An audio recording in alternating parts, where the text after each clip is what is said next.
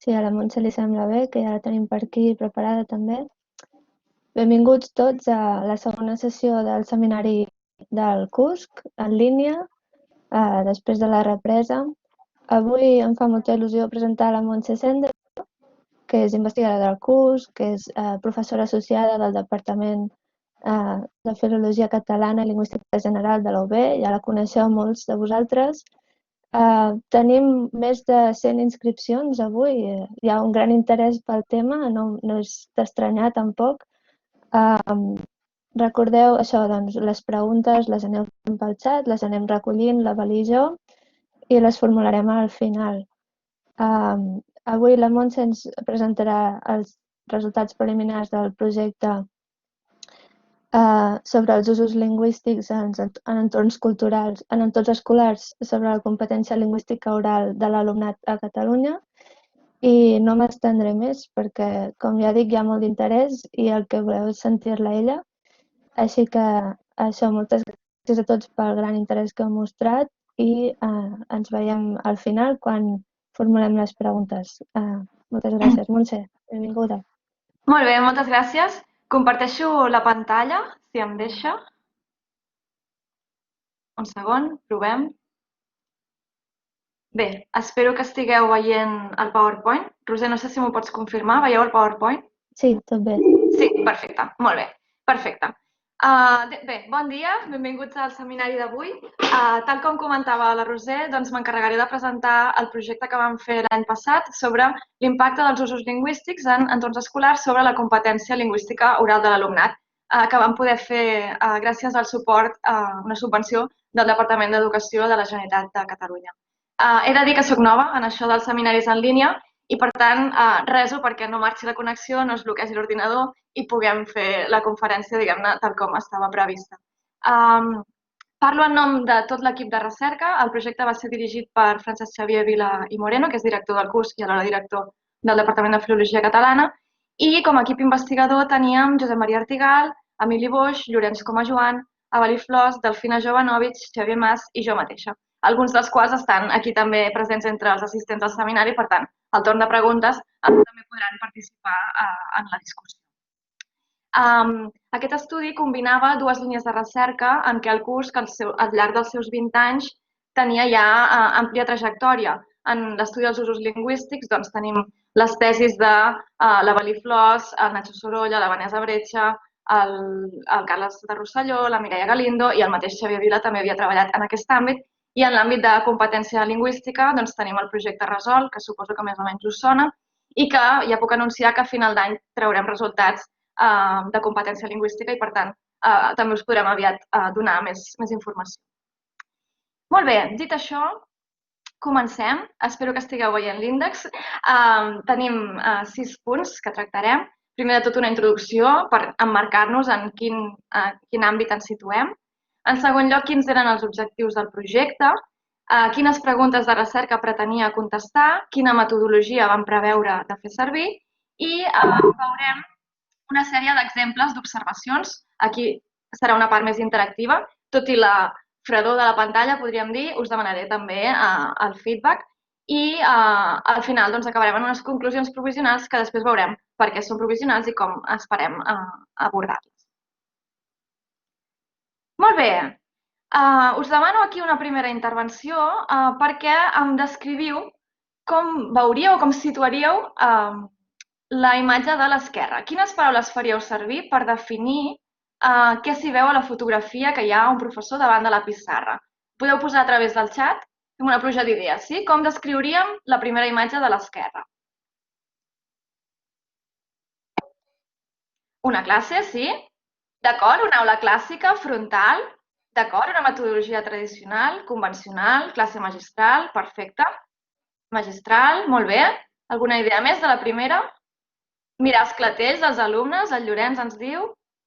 Els alumnes escolten i prou, molt bé. Molt bé, perfecte, tindríem una bona panoràmica passiva per part dels alumnes, molt bé. Si ens situem a la fotografia de la dreta, en canvi, quines paraules faríem servir per definir-la?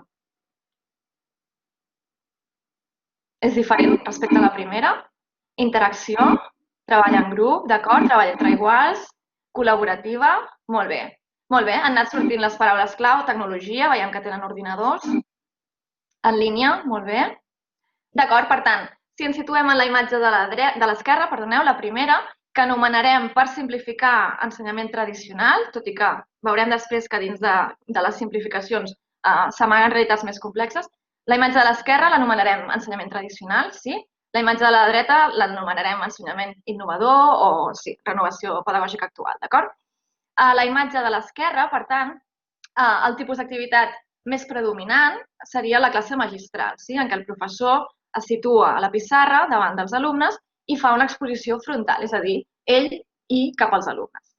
A la imatge de la dreta, en canvi, el tipus d'activitat tenim treball en grup i un treball de tipus horitzontal, el que els alumnes treballen el que es diu entre iguals, sí? Aprenentatge entre iguals, col·laborant en els projectes que se'ls encarreguen o en les tasques que siguin.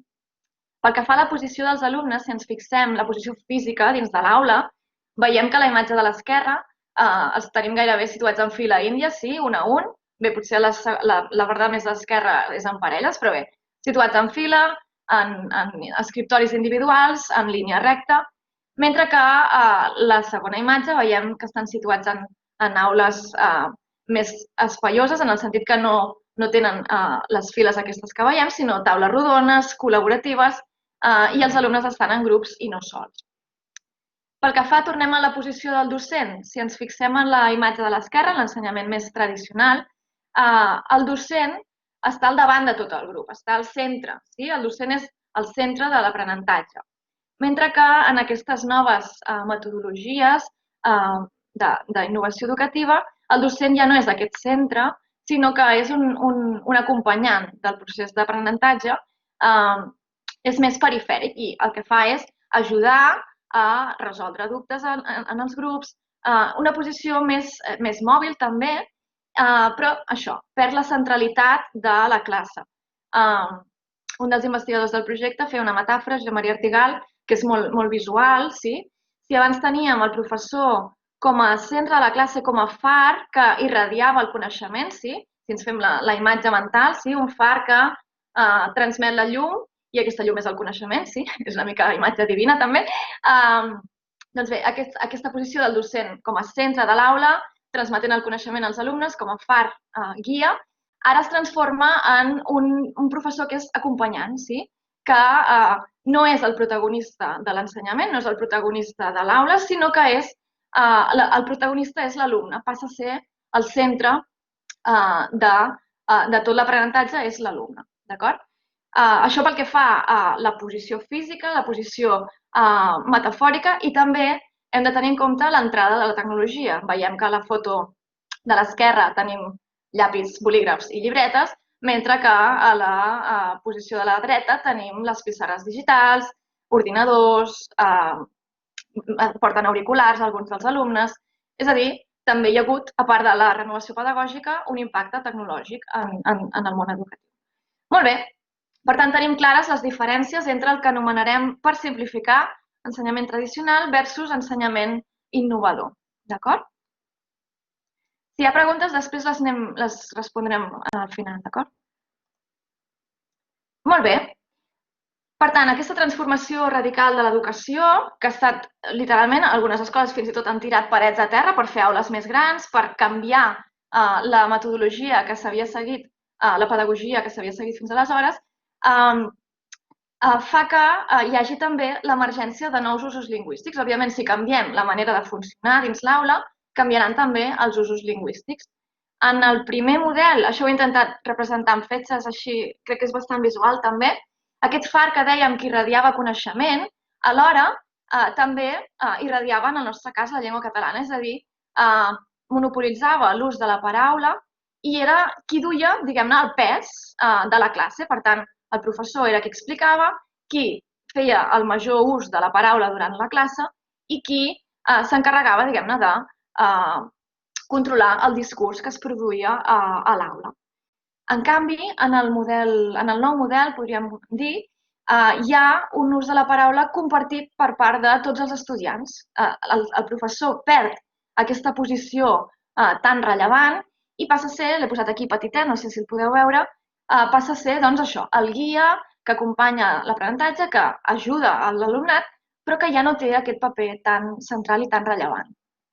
Què fa això? Que si el paper del docent deixa aquesta centralitat, qui ocupa aquesta centralitat? Qui ocupa aquests usos lingüístics? Doncs apareix una nova modalitat que és els usos lingüístics entre iguals, entre l'alumnat, que col·labora doncs, amb grups cooperatius, amb treball per projectes, de manera que passen a parlar entre ells. Sí? El primer model, abans algú havia dit passiu, sí? L'alumne potser no parlava tant, ara l'alumne és qui parla perquè és el protagonista de l'ensenyament i, per tant, ocupa el lloc que abans el docent feia servir de l'ús de la paraula. Per tant, com a diferència més visual, els alumnes en aquest model parlen més i parlen més entre ells. D'acord? Aquí el professor parla menys i veurem si això té alguna conseqüència en el que volem estudiar. Molt bé. Si emmarquem tots aquests canvis i intentem veure l'origen, suposo que esteu veient, espero, la diapositiva número 5, tenim que la renovació pedagògica que es va dur a terme als anys 80, amb l'inici, la implantació de les metodologies d'immersió lingüística, es va dur a terme important-la d'un model molt clar, que era el Quebec, al Canadà, que havia dut a terme moltes investigacions, moltes recerques en llengües minoritzades i com ensenyar aquestes llengües a alumnes que no la tenien com a llengua, és a dir, ensenyar la llengua com a segona llengua. I, per tant, les metodologies es podien aplicar pràcticament sense cap transformació a la realitat catalana, perquè tot i no ser 100% realitats idèntiques, sí que sociolingüísticament teníem una mateixa situació de minorització i pedagògicament era possible importar aquests models, aquest model, un model únic, sense gaires adaptacions. Òbviament, certes adaptacions necessàries, però com a constructe es podia aplicar bastant directament. Molt bé. Què passa amb la renovació pedagògica actual? Primer de tot, que ja no podem parlar d'un únic model. La renovació pedagògica actual es caracteritza per multiplicitat de models i de metodologies, perquè encara estem precisament en aquest procés d'adaptar i de veure què funciona, què no funciona, una mica d'assaig-error, tot i que n'hi ha que tenen més tradició ja, però trobem en aquesta època, sí, de canvi. Per tant, encara no s'ha estabilitzat, diguem-ne, al 100%, però sí que del que podem veure és que hi ha molta diversitat de metodologies, de pràctiques i d'estratègies pedagògiques. Els principals inspiradors d'aquestes pràctiques són els països nòrdics, que queden sempre als rànquings mundials d'educació, doncs a dalt de tot, principalment Finlàndia i Suècia, però també és una multiplicitat de models, vull dir, no s'agafa només un únic model, sinó que s'agafen també moltes pràctiques. Què passa amb aquestes pedagogies? Doncs que, a diferència de les metodologies de la immersió lingüística del Canadà, que havien estat provades, havien estat pensades per un context en una minorització lingüística i ensenyar la llengua com a segona llengua, aquí el factor llengua no es té en compte. Per què? Doncs perquè en les societats en què s'han creat aquests mètodes pedagògics, la llengua no és un factor que sigui rellevant, perquè no té una situació de minorització i és una situació normalitzada. I, per tant, el factor lingüístic en aquests models, en la majoria d'aquests models, no és un factor rellevant. Què passa llavors quan importem aquestes metodologies a la realitat catalana?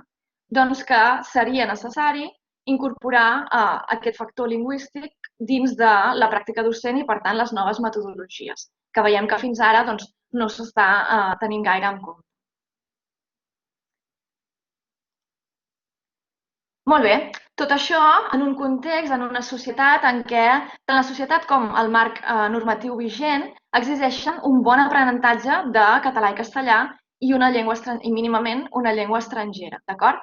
El 2018, el Departament aleshores d'Ensenyament va treure el document que regula la inspiració, diguem-ne, del model lingüístic del sistema educatiu de Catalunya, que conté els objectius i defineix, sobretot, el model plurilingüe intercultural de l'escola catalana. Hi ha les estratègies metodològiques que es practiquen, defineix els conceptes i, per tant, és un marc que serveix per entendre quina és la filosofia d'aquest model. Si concretem, estic a la diapositiva 7, el que s'espera que els alumnes acabin, quan acaben l'educació secundària obligatòria, doncs s'espera que els alumnes tinguin o arribin a un nivell B2 de català, castellà i occità i és intercultural, sí. Després hi ha el Pere Mayans, que treballa al Departament d'Educació i ens podrà, si teniu preguntes sobre aquest aspecte, ens podrà també ajudar. Bé, per tant, al final de l'ensenyament obligatori s'espera un B2 de català, castellà i occità, en el cas de la Vall d'Aran, i un B1 de llengua estrangera, que habitualment és anglès.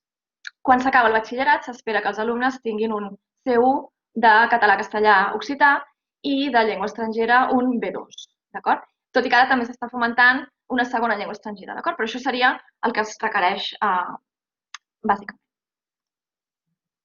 Molt bé, per tant, el projecte què vol estudiar? Doncs vol estudiar l'encaix d'aquestes noves metodologies pedagògiques i les llengües minoritzades.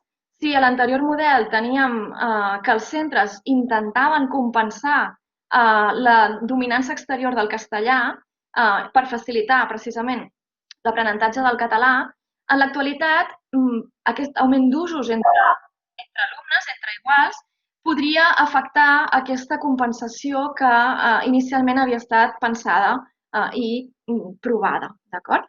Per què? Doncs perquè per aprendre una llengua no és només necessari tenir els coneixements teòrics, per aprendre una llengua no és necessari només tenir els coneixements teòrics, sinó que cal també àmbits d'ús, poder-la practicar, sí? I poder col·loquialitzar la llengua oral, d'acord? Això en anglès tots ho hem experimentat, sí? No només has de saber el coneixement de la llengua, sinó que has de tenir contextos en què hagis pogut practicar aquesta llengua, perquè si no practiques, la llengua oral no flueix, podríem dir, d'acord? Molt bé, fins aquí la introducció. Espero que estigui clar més o menys en quin àmbit ens movem.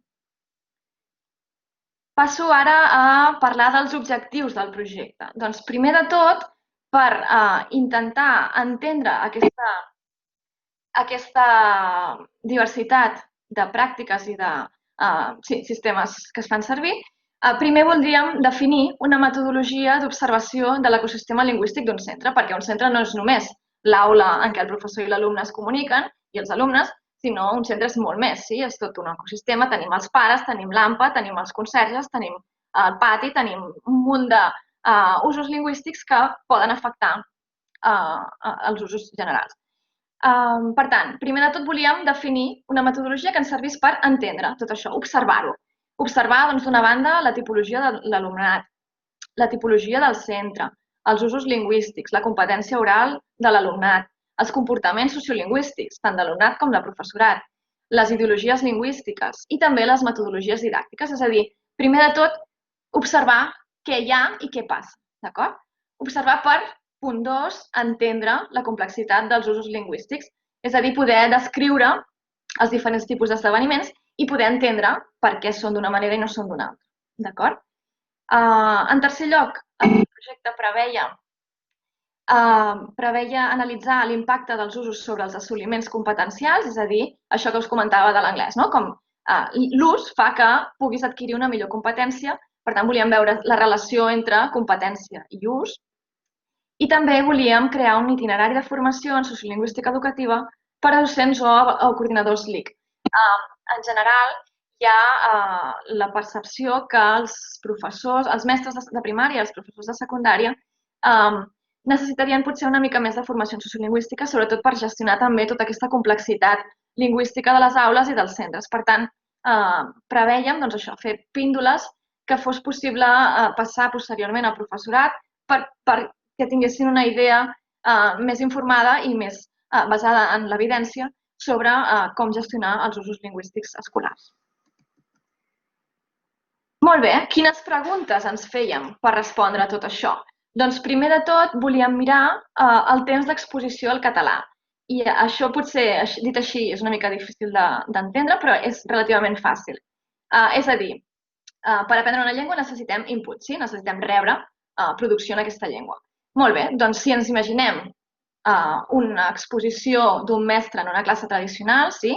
Si posem que hi ha una hora, les classes duren 50 minuts, crec, però bé, arrodonim a una hora, i el mestre ha estat parlant 40 minuts en català, doncs l'alumne hauria rebut d'exposició 40 minuts en català. Sí?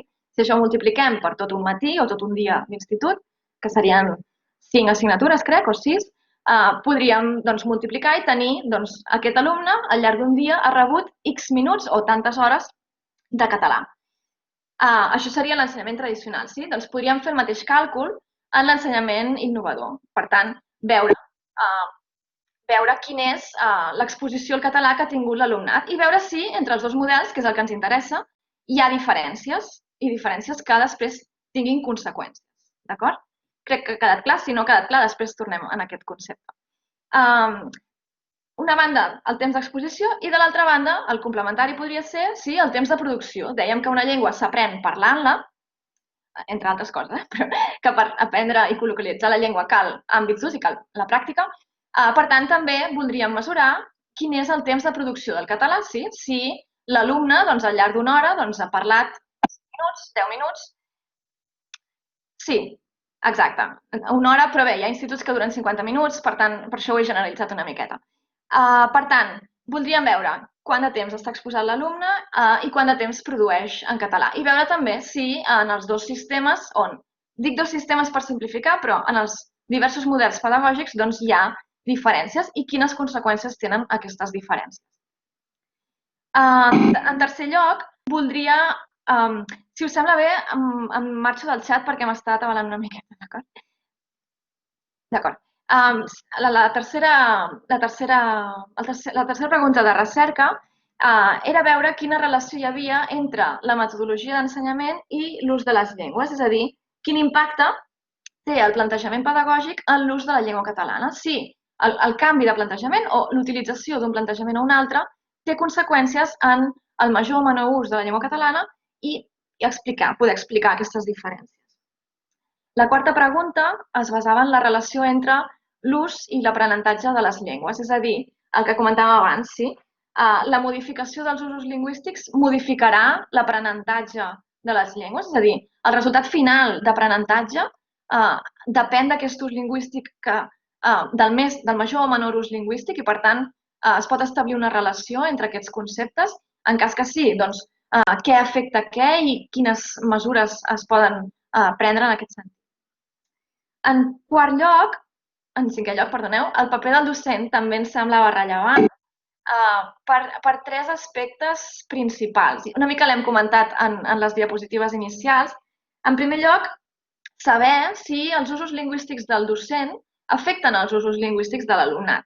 Si un docent fa una pregunta en català a un alumne, l'alumne li contesta en català, afecta la llengua del docent en la llengua de l'alumne? Si no, veurem. En segon lloc, per saber també si la posició comunicativa del docent afecta els usos lingüístics. Quan l'alumne es dirigeix al docent, i el docent és l'oient principal, és a dir, la persona a qui va dirigit el missatge de l'alumne, i té diferència respecte a quan l'alumne es dirigeix a una altra persona. I també la posició física del docent. Per exemple, això segur que tots heu anat a anglès. Quan tenim un treball en grup, comencem no sé què, bé, hi pot haver de tot, però arriba un punt que comences a parlar en català, sí? Però què passa quan el docent s'acosta al teu grup per preguntar o per simplement escoltar el que el grup està fent? Doncs segurament canviaràs a l'anglès, d'acord? Per tant, el paper, el lloc on el docent és dins de la classe, també pot afectar els usos lingüístics de l'alumnat. Això ens proposàvem veure si això era així. I finalment, volíem veure també si la implicació dels alumnes en les activitats docent tenia relació amb la llengua que s'utilitzava. És a dir, si alumnes més implicats potser participaven més en català a dins l'aula o no, o al revés, s'ha de veure, d'acord? I també si quan el professor perdia l'atenció dels alumnes, perquè hi ha moments dins del... Òbviament, al principi potser està tothom més concentrat, però es va perdent l'atenció. Si en aquesta pèrdua d'atenció també hi havia una pèrdua de l'ús del català. D'acord? Per tant, volíem veure totes aquestes preguntes. Molt bé, com podíem estudiar tot això? Veieu que tenim molts fronts oberts. Doncs bé, vam preveure quatre tècniques, d'acord? Primer de tot, un qüestionari sociolingüístic als alumnes per saber, bàsicament, el sexe, el lloc de naixement, la llengua familiar, les actituds lingüístiques, l'autocompetència declarada. És una mica el qüestionari, si coneixeu el projecte Resol, el qüestionari de Resol simplificat i adaptat a les preguntes que ens fèiem en aquest projecte. El qüestionari sempre anònim, de manera que no es pogués identificar els alumnes. D'altra banda, prevèiem també una tècnica que es fa servir molt, en parlarem després, una tècnica que es fa servir molt en l'observació pedagògica i educativa, que és l'observació qualitativa, d'acord? Que es tracta, doncs, això, d'anar a l'aula i apuntar les valoracions, el que passa a l'aula de forma qualitativa. És una anàlisi, un tipus de metodologia que no permet generalitzar els resultats, perquè normalment es tracta de això va passar en aquesta aula en aquest moment, però sí que permet entendre segons quins fenòmens de manera més fina, més precisa, i dona potser la clau per interpretar certes dades quantitatives. Per tant, qüestionari, observació qualitativa, observació quantitativa també a través, ara veurem, d'una graella que vam crear, això ho explico a la següent diapositiva, i també preveiem entrevistar l'equip directiu del centre, el coordinador LIC i una mostra d'alumnes per tal de tenir també aquesta perspectiva dels que hi treballen, de quin és el projecte lingüístic de centre, de quin és, en el cas del coordinador LIC, quines accions du a terme i en el cas dels alumnes, doncs, quines impressions tenen de tot aquest tema. Per tant, teníem una aproximació amb quatre tipus de dades. Molt bé, us comentava aquí, a la quantitativa, que us explicava a la segona diapositiva. Doncs bé, a la metodologia quantitativa aquí vam tenir moltes discussions i moltes proves per acabar en aquests conceptes que veieu en pantalla. D'una banda, vam decidir crear aquesta graella que us ensenyo aquí, que contenia tots aquests ítems que veieu aquí. Per tant, aniré passant d'una diapositiva a l'altra perquè pugueu veure-ho. Molt bé, doncs primer de tot ens interessava recollir les dades del context de l'observació, simplement per organitzar-nos, no? Quina data i hora era on estàvem observant, quin lloc, quin grup, quina assignatura i quants alumnes hi ha a l'aula. D'acord? Aquí vam deixar un espai per precisament aquesta metodologia qualitativa de poder apuntar coses que l'observador veiés, d'acord? I també poder apuntar, aquí teniu una graella omplerta, doncs els moviments del professor, precisament per seguir, això que dèiem de si el professor té impacte quan s'acosta a un grup petit i potser aquest grup petit doncs canvia de llengua, o no, potser no, d'acord? Però com que ho volíem mirar, doncs també ho apuntàvem. El mat temporal es referia a l'hora, d'acord? L'hora de classe la subdividíem. Doncs els primers, per exemple, 5 minuts, doncs primer van escoltar un àudio en català, després van fer una explicació. De manera que teníem no una subdivisió horària, és a dir, hora 1 van fer català, hora 2 van fer història, sinó que l'hora la subdividíem en seqüències en funció del tipus d'activitat que estessin fent, perquè ja veurem que no és el mateix. El tipus d'activitat també pot determinar els usos lingüístics. El tipus de grup també és un dels elements que vam tenir en compte, perquè no és el mateix un grup gran, és a dir, una aula amb 30 persones, que tendirà possiblement més a una estructura de classe magistral, perquè és potser més la situació que permet gestionar millor el grup, però també pot ser un grup gran subdividit en grups petits, grups petits que treballin per parelles, per grups de 3, etc. O pot ser un mig grup, per exemple, si mitja classe està fent educació física i està fent anglès o música o el que sigui. Per tant,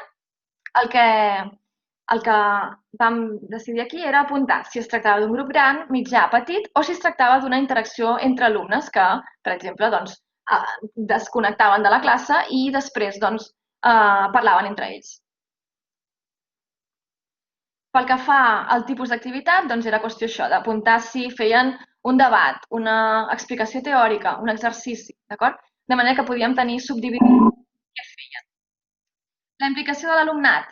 Hem dit que una de les variables que tindrem en compte és si, quan els alumnes estan implicats en la classe, fan servir més català o no. D'acord? Per tant, havíem de tenir algun ítem que valorés o pogués aportar-nos la implicació de l'alumnat dins de l'aula, dins de la sessió.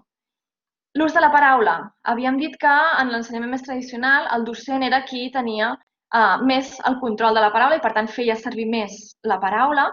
En canvi, en l'ensenyament potser més innovador eren els alumnes qui tenien més l'ús de la paraula. Doncs bé, aquí seria on ho apuntaríem.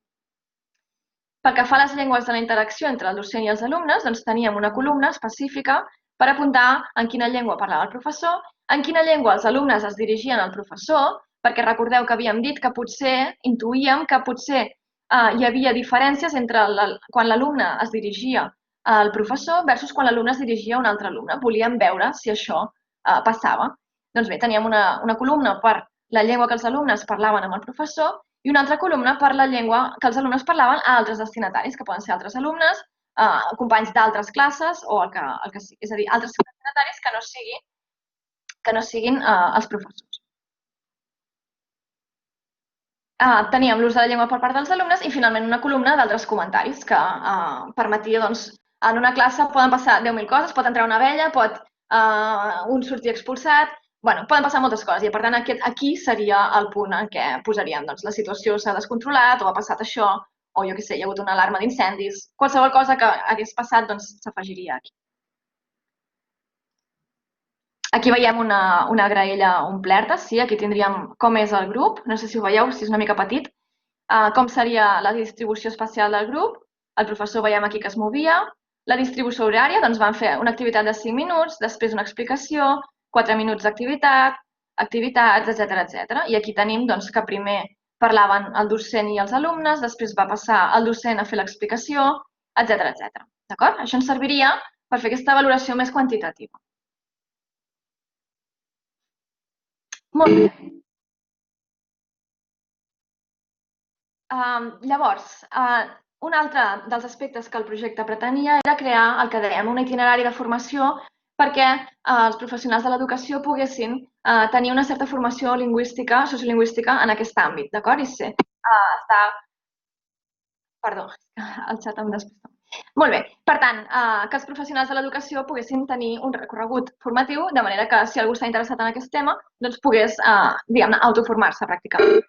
Les activitats estaven previstes en 10 mòduls, aquí teniu els títols, no hi entraré perquè, de fet, ja vaig una mica tard en el seminari, per tant, no hi entro, però simplement sapigueu que cada mòdul estava subdividit en 4 subactivitats. La primera era una lectura teòrica, o dues, si eren curtes. La segona, una discussió de la lectura amb altres, entre iguals, per tant, altra gent que s'hagués llegit la lectura.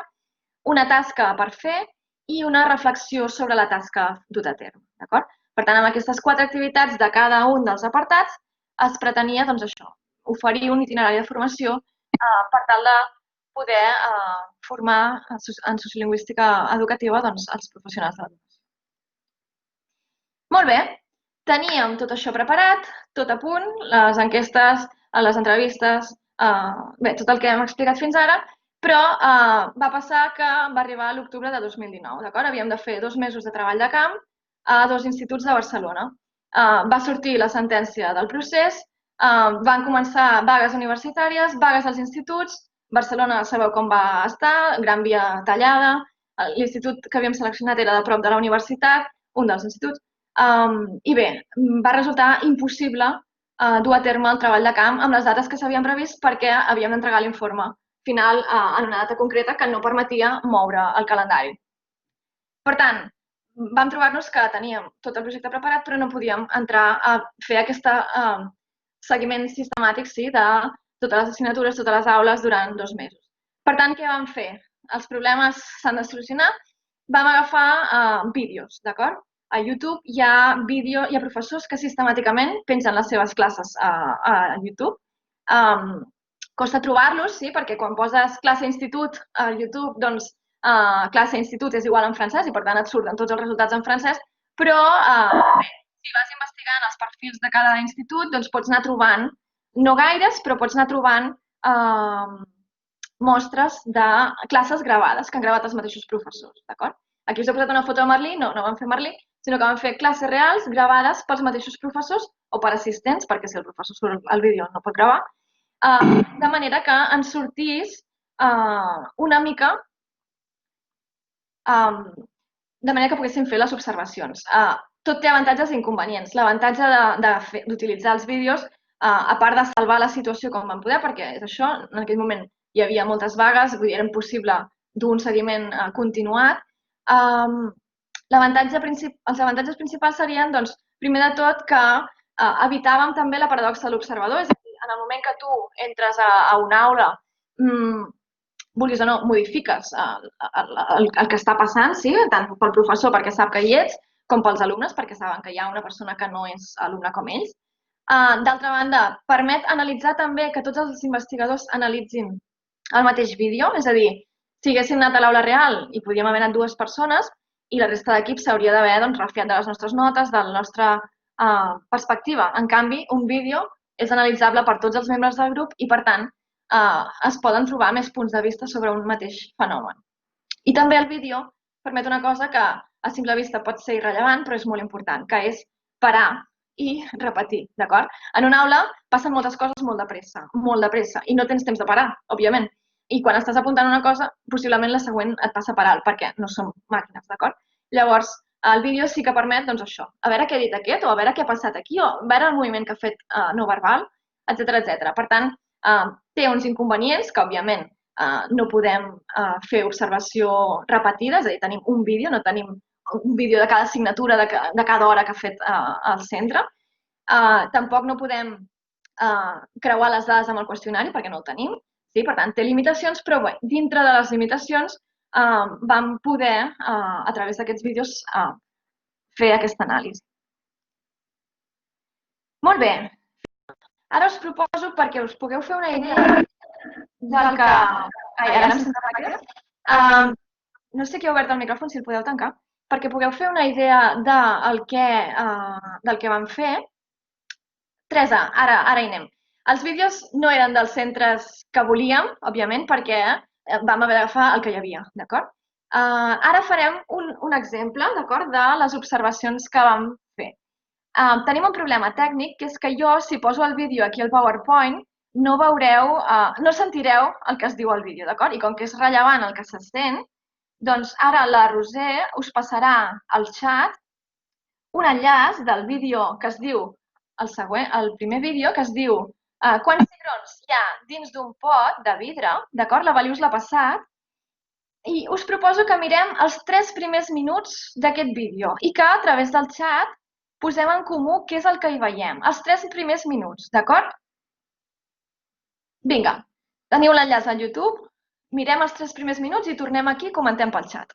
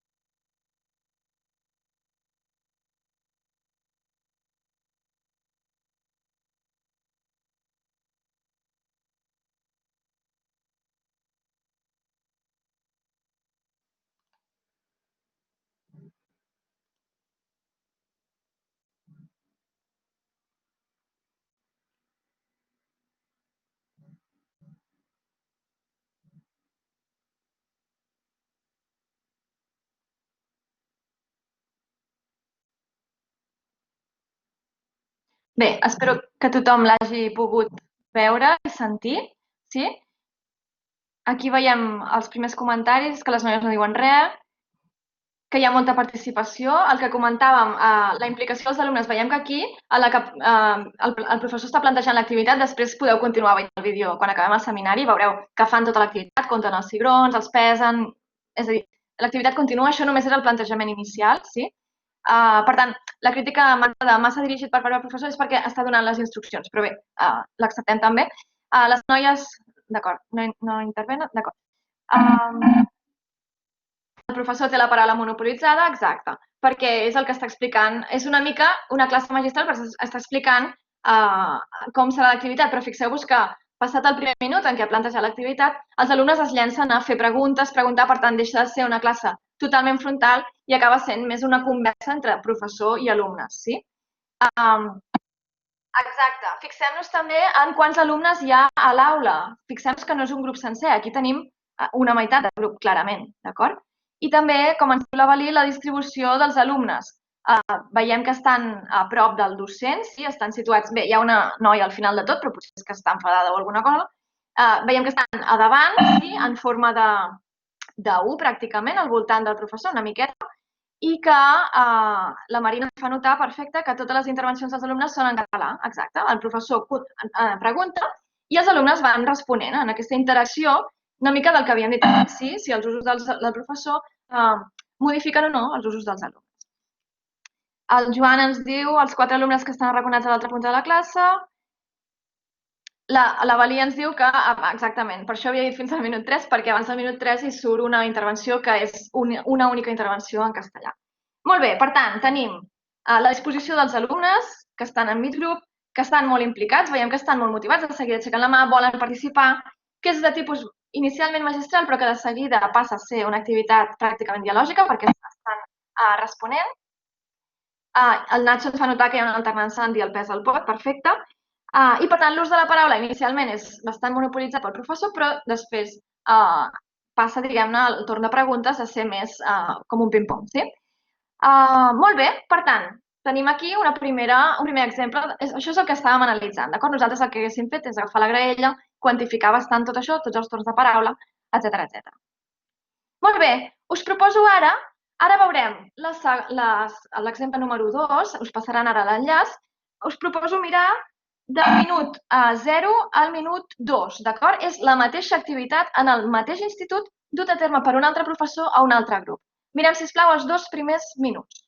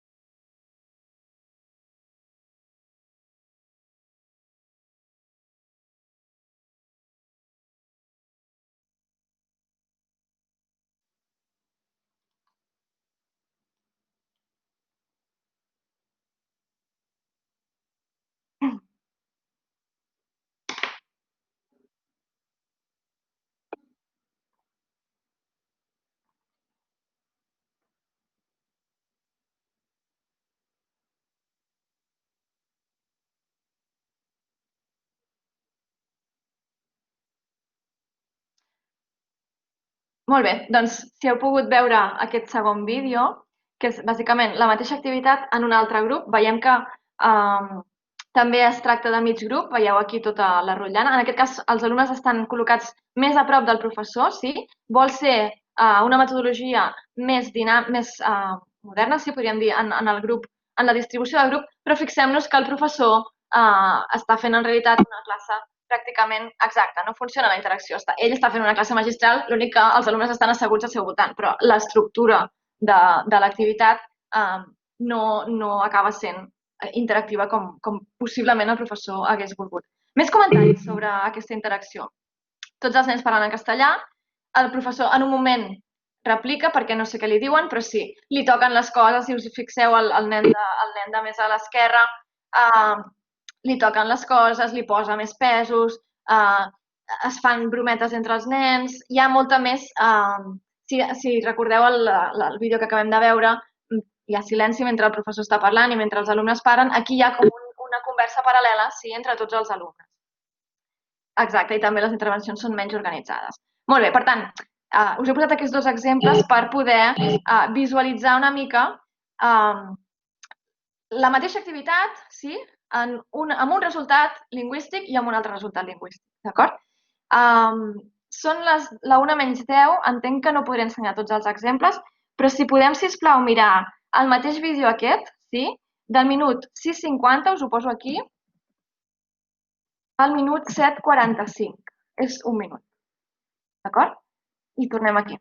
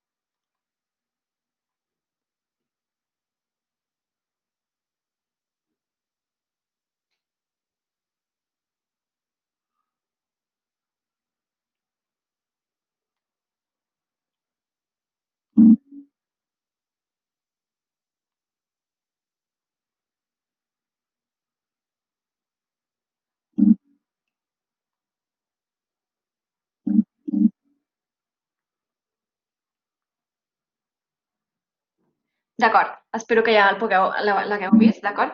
Aquest era un dels exemples, el que havíem comentat anteriorment. No podrem veure tot, però el que havíem comentat anteriorment de la pèrdua del control del docent sobre el grup, sí?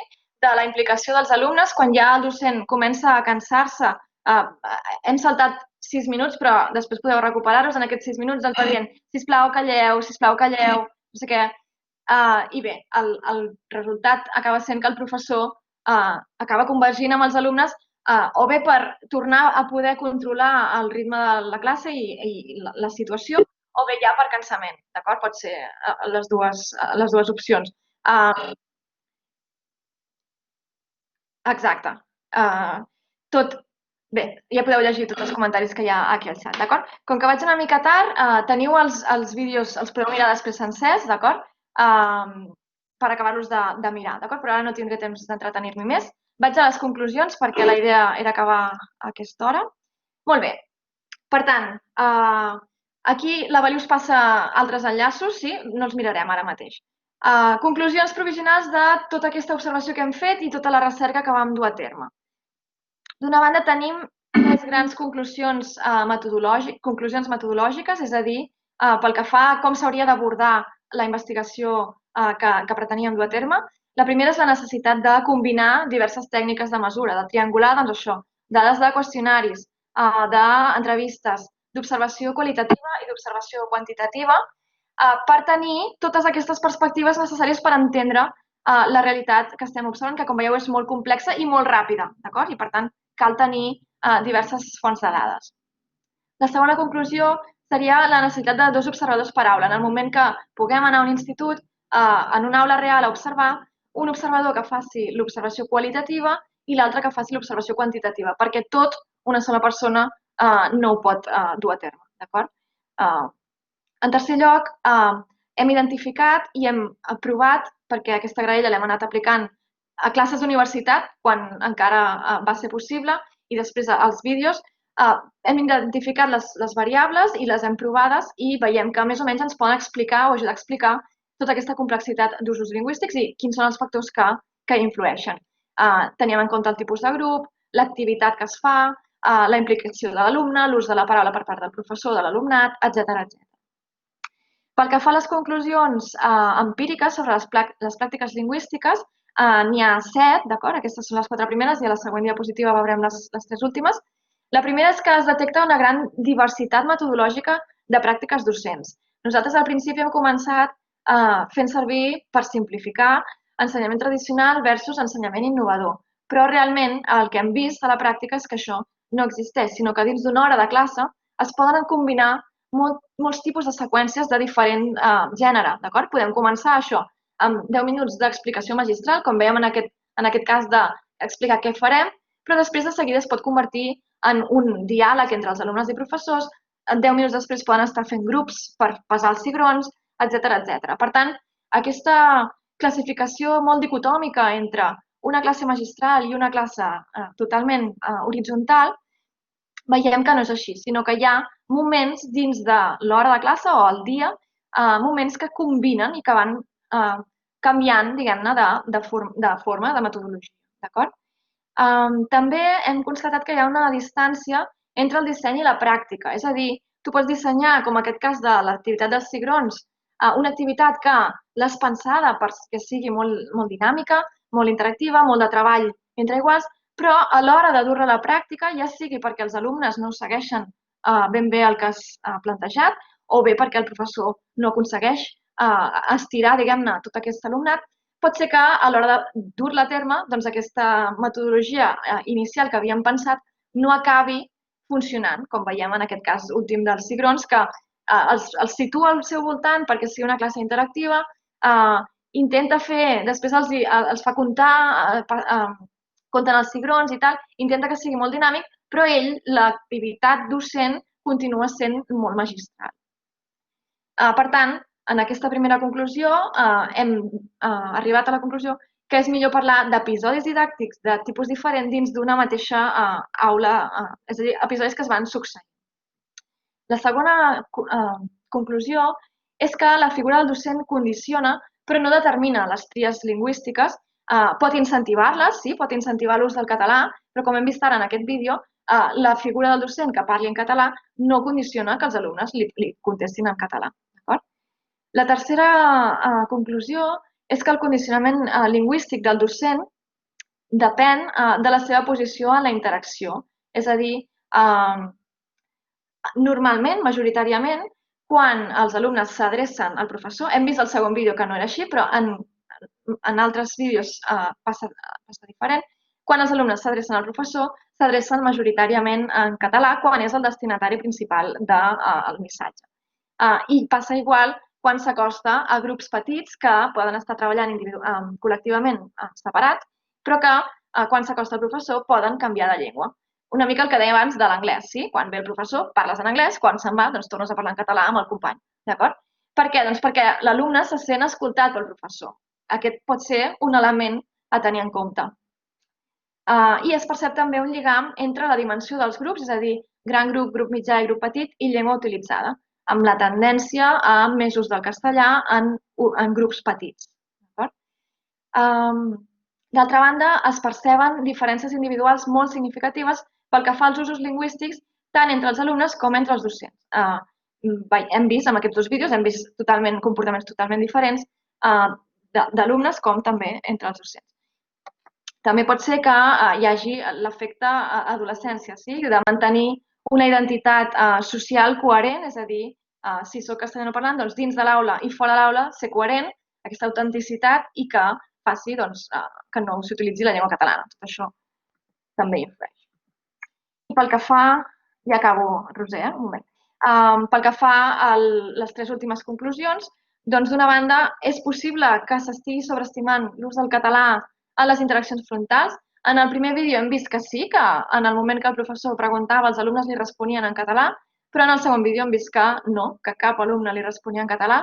Per tant, pot ser que en algun aspecte estiguem sobreestimant l'ús que es fa del català en aquestes interaccions cap al professor.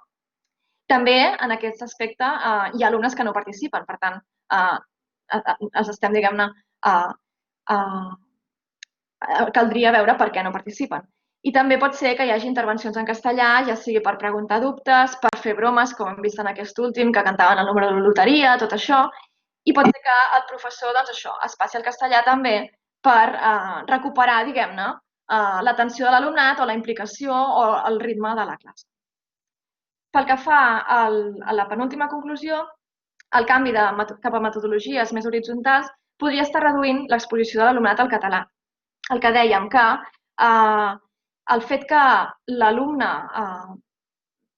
hagi perdut, diguem-ne, el pes del professor hagi perdut centralitat dins l'aula i que s'hagi augmentat el nombre d'interaccions entre iguals, entre alumnes, pot fer que en escoles amb menys presència de catalanoparlants inicials es podria estar reduint l'exposició de l'alumnat al català i també la producció de l'alumnat en català. Per tant, què és necessari? Doncs necessitem aprofundir encara més en l'estudi de l'impacte dels canvis metodològics en els usos lingüístics per part dels alumnes i, sobretot, necessitem identificar bones pràctiques que ens permetin precisament fer compatible aquestes noves metodologies pedagògiques amb el manteniment de l'ús i, si podem, l'augment de l'ús de la llengua diana d'aprenentatge, és a dir, del català, per precisament adquirir aquesta competència en llengua oral i ser capaç, un cop acabada l'educació secundària obligatòria, de tenir la llengua col·loquialitzada i poder utilitzar-la amb normalitat. Molt bé, doncs fins aquí la meva explicació d'avui. Moltes gràcies per la vostra atenció i estic a la vostra disposició per les preguntes. Molt bé, moltes gràcies. Montse, ha sigut molt enriquidor i hem après tots molt. Ha sigut també molt enriquidor també el debat del xat, tot i que a vegades ha sigut una mica atabalador. Sí, perdoneu, no l'he pogut seguir, Al principi sí, però quan heu escrit moltes parrafades ja no he pogut llegir-ho perquè si no és que no em podia concentrar. Jo crec que la gent que vulgui saber més i pot llegir-ho una altra vegada, està bé, està aquí, queda tot el xat. Exacte. Tenim poques preguntes de moment, suposo que n'aniran sortint. De moment, la Teresa Tort deia sobre la metodologia de l'estudi, deia que si els usos de fora de l'aula s'observen, espera, els usos fora de l'aula dins del centre no s'observaven en l'estudi. No sé si li pot respondre. Fora de l'aula, sí, també. La idea era també en la graella hi havia grup gran, grup mitjà, grup petit i llavors hi havia AA, que volia dir interacció entre alumnes. Ja podia ser dins de la classe o fora de l'aula. Sí que s'observava. El que passa que, clar, no vam poder arribar a observar, però sí, la idea sí, era fer-ho també. I després t'havia preguntat també la Teresa Tort, però ja li has respost al moment que si els vídeos eren dels centres observats, però crec que ja ha quedat clar.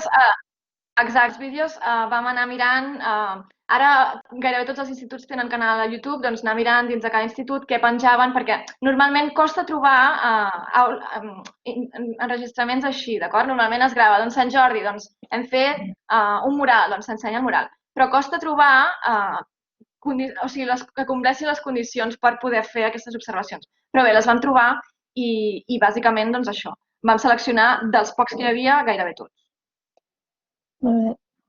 Després hi havia una reflexió, deia que és un comentari més que una pregunta del Nacho, que diu que a les dues aules que hem vist, diu, crec que la composició social, sociolingüística, implicació dels alumnes, etc., és bastant diferent i això no només depèn de les decisions del professorat.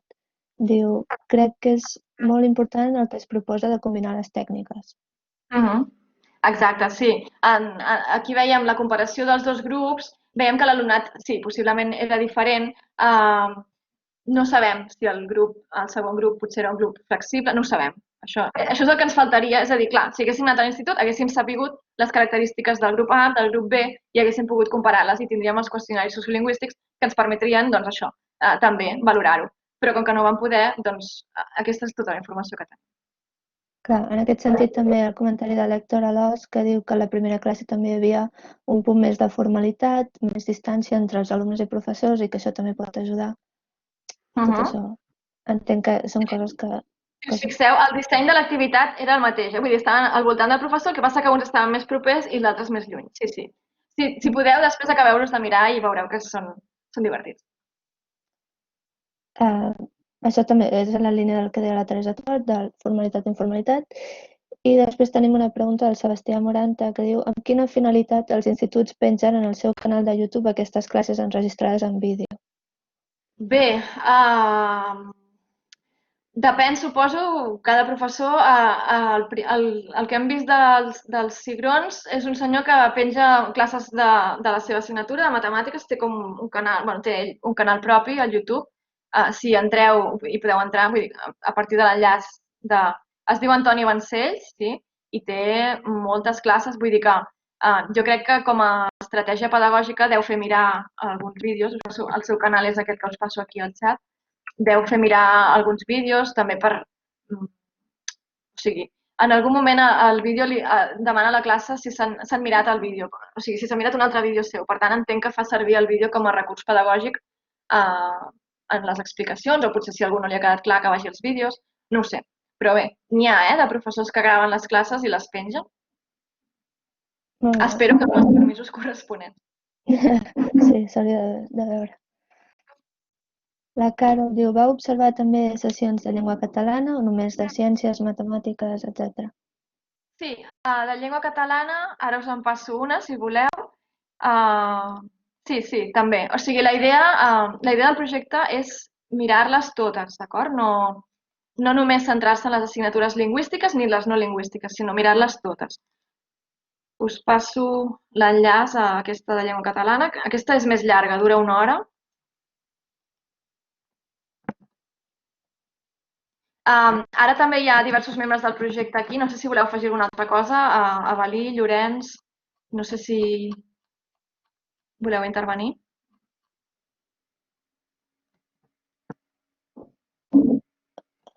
Sí, aixequeu la mà si podeu. Si voleu fer algun comentari, us donarem la paraula. Mireu, us passo aquí aquest vídeo. L'enllaç que us acabo de passar és d'una classe en català, de català. Aquesta és de primària, de quart de primària. Hi ha una pregunta, diu, a les classes de llengua catalana els alumnes entre ells parlen en castellà també? En aquest cas hi ha alguna intervenció, però també cal diferenciar primària i secundària. En aquest cas no. O sigui, hi ha alguna intervenció en castellà, sí, però no és com l'últim vídeo que acabem de veure. El teniu aquí per si us el voleu mirar després.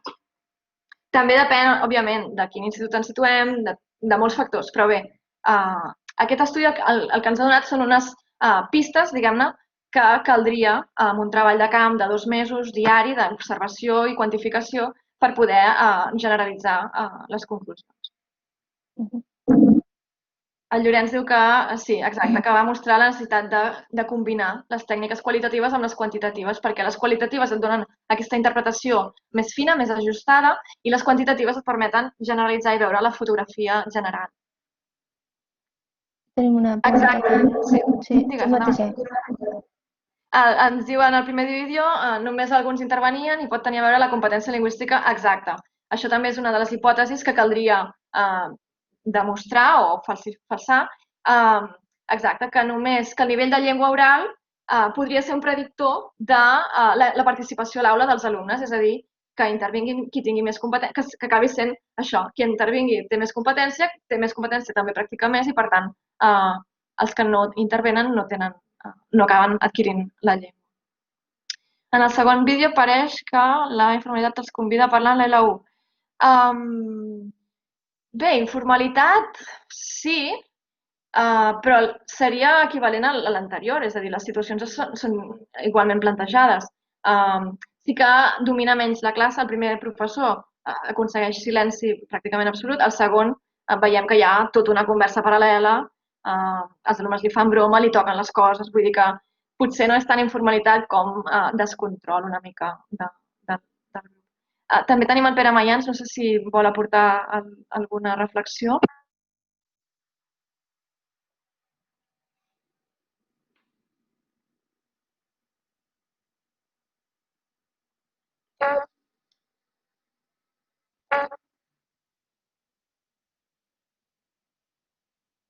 Al Consorci vam dissenyar una eina d'observació d'usos lingüístics de diversos... Mira, doncs ens la podríeu passar, potser. Bé, de fet, no és... Nosaltres vam mirar...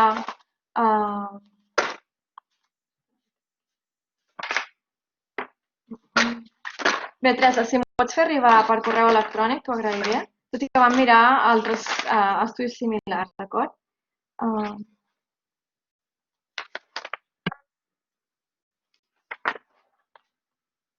Vam mirar les recerques d'AIMAF, Abay Torrijos, Ofercat, recerques que s'havien fet en basc, en gallec.